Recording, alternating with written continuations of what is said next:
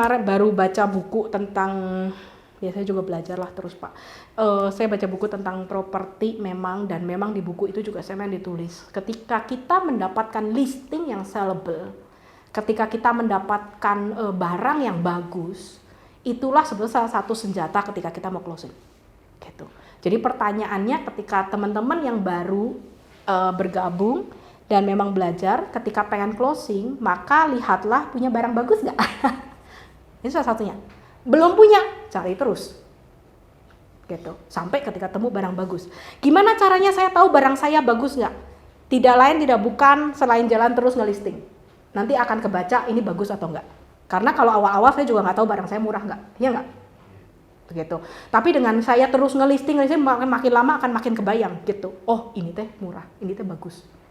Atau misalkan bisa dengan pasang spanduk, misalkan dengan iklan. Terus tiba-tiba si klien ngerespon, oh itu mah kamu mah mahal gitu. Nah itu kan sebetulnya salah satu, wah murah ya atau apa, itu juga respon yang bisa kita dapatkan. Atau misalkan teman-teman berkantor, sharing di grup, lalu teman-teman banyak yang, wah ini murah, ada yang bilang gitu, boleh dong minta iklannya, minta ininya.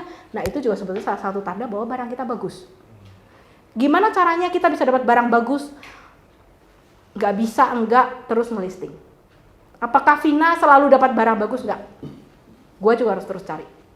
Cuma mau di belahan dunia manapun ketika kita agen properti atau kita mau jualan apapun, bagaimana caranya terjadi penjualan? Ketika kita punya barang bagus dan kita punya pembeli bagus.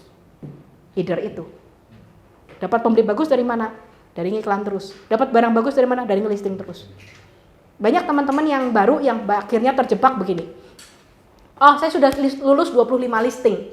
25 listing saya belum showing. Listing saya yang nanya juga nggak ada. Jadi saya berhenti ngelisting. Apakah itu betul? Itu salah. Karena itu jebakan Batman. Ketika teman-teman berhenti ngelisting, kesempatan itu peluang makin kecil. Gitu. Saya baru bisa berjualan kalau saya terus punya barang. Ya enggak, itu nggak bisa berhenti. Kalau dibilang Vina, pernah nggak stop cari barang? Nggak bisa, gue nggak bisa stop. Kalau gue stop ya gue stop closing gitu kasarnya. Sama seperti pertanyaan, gue boleh nggak, gue libur deh nggak beli portal? Ya boleh-boleh aja libur, tapi ya closingnya juga libur. Karena dari mana dapat buyer? Gitu kan? Kita pegang buyer aja susah, nyariin yang cocoknya, apalagi kita nggak pakai portal, kita nggak pakai apa-apa. Apalagi kita nggak punya barang. Itu lebih, karena banyak sekali saya lihat bahwa Beyonders lama, Beyonders baru, mungkin Beyonders lama pun stop ngelisting ketika listing udah 100. Gak bisa.